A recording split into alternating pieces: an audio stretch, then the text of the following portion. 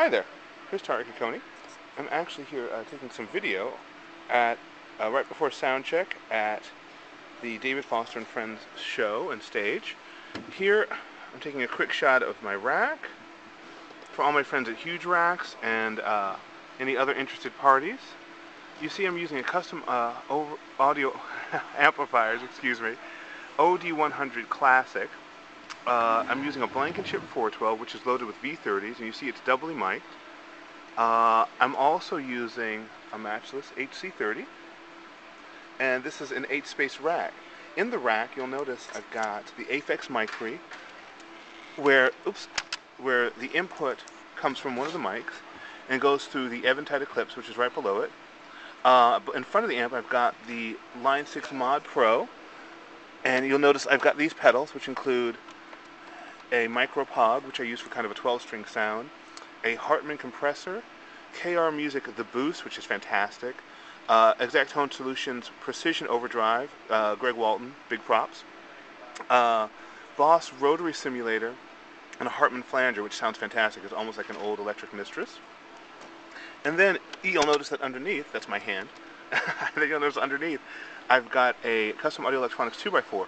That's a newer piece that I just added, and I absolutely love it. I actually haven't used a lot of custom audio stuff in the past, but I really dig it. You would notice that I'm not using 57s, although I normally do on my cabinets. These are choices by the front of house engineer, who's fantastic and works with the Eagles and Larry Carlton and everybody, Carly Simon.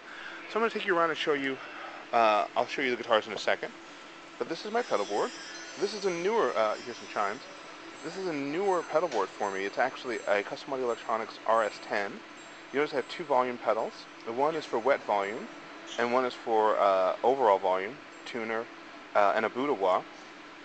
And then over here, just a real simple setup for my acoustic. And my acoustic for this tour is 90% of the time coming from this Gracie stand. That is a McPherson acoustic. I'll try to get you a front shot some other time. I'm just taking quick videos, and I'll take you through the rig at some other time with sounds. That's Nathan East. That's Nathan's bass, and that's Nathan's rig. There's a Yamaha silent upright bass that he uses for some of the jazzier tunes. I'm going to try not to spin too quickly.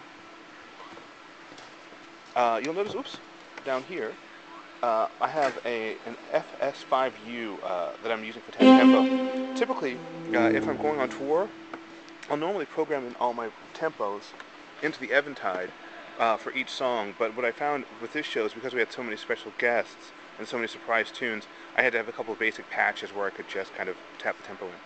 So that's my main Strat, or my main Tyler, which is actually another Greg Walton purchase. Greg's a good buddy of mine. Unbelievable sounding guitar, and it's actually become my #1. It is, as you can tell, I guess it's a classic. It's a Tyler Classic. It was built, I believe, in '93. It's got two Fralins and basically what is a Gibson PAF in the bridge. It's got a coil tap in the second tone position, and just sounds amazing. It actually kills all the other guitars as a vintage Strat, and even as I roll the volume up, it gets really chiming. It can almost be my studio sound. This one, let's see here, if I can get this out of here. This one is, there we go. This is a Hollow Classic, which is a Candy Apple Red. That sounds fantastic. Jim is my favorite guitar builder. I'm going to go ahead and say it. I use a lot of Gibson stuff also, obviously. This guitar I had built, Jim built this one for me specifically to my specs to sound like Michael Thompson's Strat, and it actually sounds amazingly close. And Michael actually was laughing, saying that it was the first time he'd heard a guitar actually get that close. This is an Epiphone. It's actually a master-built Epiphone Birdland that you can see that I actually use for some of the jazzier numbers. I've also got a Les Paul back there that right now is an open E. I've got a classical guitar on the, you probably can't see it from here, but down here I've also got, because I have to come down stage, just follow me for a second, sorry.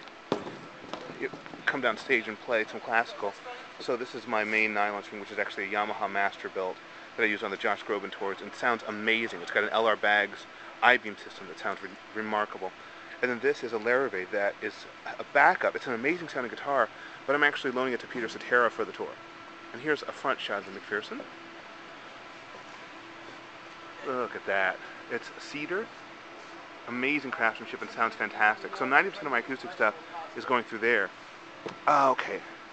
So yeah, so one of the things one of the things I love about the custom audio stuff in the RS10, I've used the Voodoo Labs GCX stuff for years, and I love that stuff.